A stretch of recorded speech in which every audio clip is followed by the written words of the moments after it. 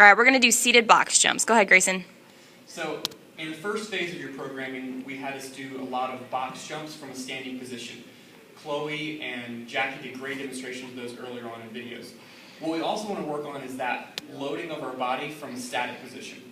So when we prepped on how to do a box jump, we talked about making sure that our legs were loaded and our arms were set so we could get good explosion up from it.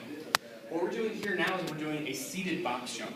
So this really works on developing that power with our arms and our upper torso, as well as developing power from our legs from a static position. So we want to make sure that we have the box set up close to us, just like if we were doing a normal box jump. This is how close I would have the box normally anyways. I'm fairly close to the box, so when I do a jump, I can easily land in the center of the box without having to broad jump through it. Using a bench is probably the best way to do this. Again, it's that 18-inch height, which keeps us fairly parallel with our legs at a 90-degree angle on both. And we're going to have these done on an 18-inch box as well.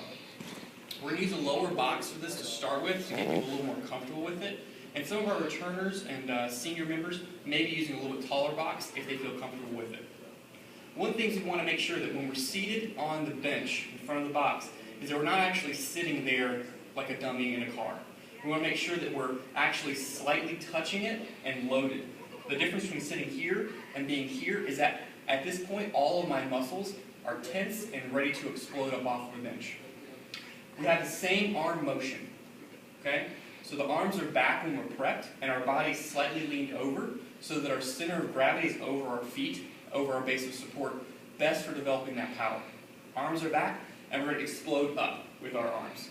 So you may want to try a few practice ones where you're sitting in that ready position,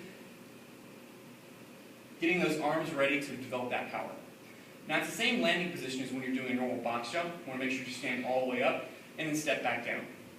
So we're going to prep our body, and then we're going to explode up, and then stand all the way up.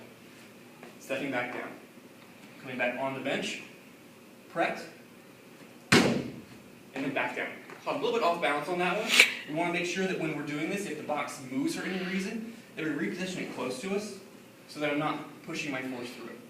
I'm going to do 2 in succession so you can watch that one more time.